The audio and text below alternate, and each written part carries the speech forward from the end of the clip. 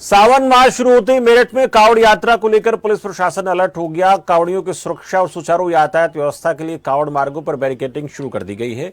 विभाग की तैयारियों को लेकर हमारे संवाददाता धर्मेंद्र कुमार ने एसपी ट्रैफिक राजेश श्रीवास्तव से खास बातचीत की। इस दौरान उन्होंने क्या कुछ कहा वो आपको दिखाते हैं।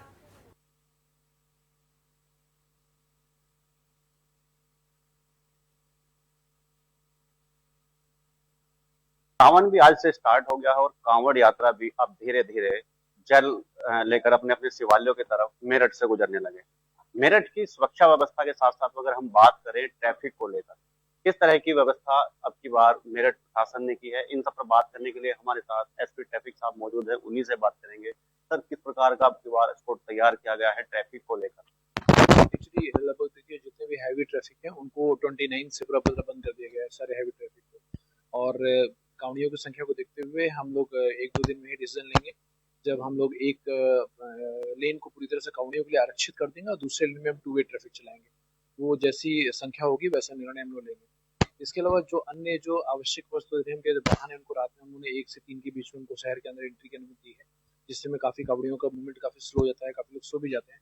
उस समय जितनी भी आवश्यक चीजें वो चलेंगी। इसके अलावा हम लोग 2-3 हजार पास भी जारी कर रहे हैं मीडिया बंधुओं के लिए और अन्य सेवाओं के लिए, जो हम लोग चलाते रहेंगे।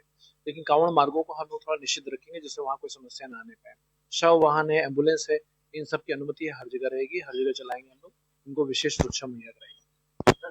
सबसे बड़ी बात होती है जिस प्रकार से जब कांवड़ यात्रा निकलते हैं तो कुछ वाहन ऐसे होते हैं जो प्रतिबंधित क्षेत्र में निकलते हैं, मतलब सारी व्यवस्था होने के बाद भी ये लोग फिर भी निकलते हैं।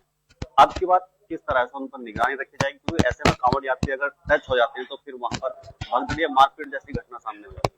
देखिए हर जगह बैरिकेडिंग कर रखी है, हम लोगों ने बैरिकेडिंग कर रखी है और जहाँ जहाँ हम लोगों ने फ्लेक्सिबल बैरियर लगाए हैं वहाँ पे हम लोगों ने ड्यूटियां लगाई हैं, जिससे अगर कोई भी आम आदमी निकलता है या वाहन क्रॉस करते हैं तो वहाँ ड्यूटियां प्रॉपरली रहें और उनको सुरक्षित रूप में रेगुलेटेड वे में निकाला जाए।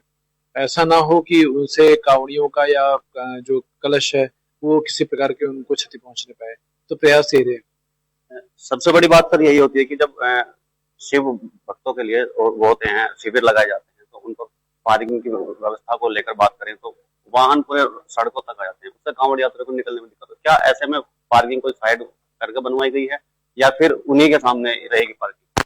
नहीं, मेरा प्रयास है कि पहले तो जो वाहन साइड में पार्क हो सकते हैं उनको साइड में पार्क किया जाए, उसके बाद जो सामने भी रहेंगे वो भी इस तरह से पार्क हो कि जो मार्ग है वो किसी प्रकार बाधित ना हो, क्योंकि अगर मार्ग बाधित होता है तो उससे कांवड़ यात्रा के साथ साथ एम्बुलेंस है, फायर सर्विसेज है या शव वाहन है, इमरजेंसी वाहनों को निकलने में भी दिक्कत होगी। तो प्रयास यही कि कांवड़ मार्ग किसी भी तरह से बाधित ना हो, उनको एक सेफ और सुरक्षित रास्ता मिले, इसी का संपूर्ण प्रयास है।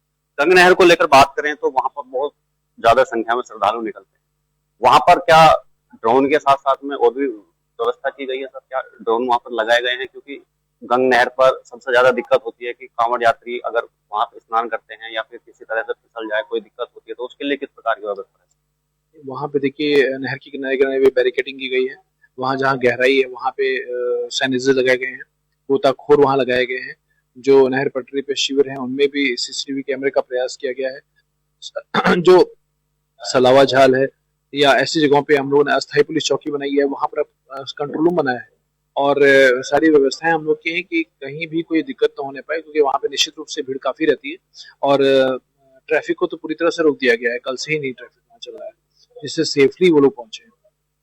अगर बात करें सर काशी टोल प्लाजा को लेकर बात करें, वहां पर एक रूट बंद रहेगा फिर दोनों के दोनों बंद रहेंगे वहां से?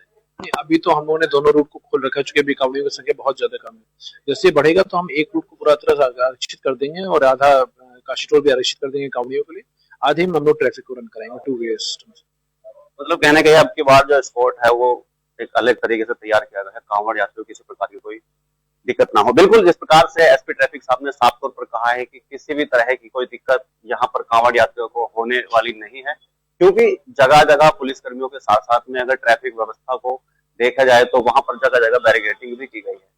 लगातार जिस प्रकार से कांवड़ यात्रियों को इस मेले को सुलभ और अच्छे से मनाने के लिए यानी कि निपटाने के लिए लगातार पुलिस फोर्स तैयार है। अपने सहयोगी मोहसिन के साथ धर्मेंद्र कुमार, सुपरफास्ट, मेरठ।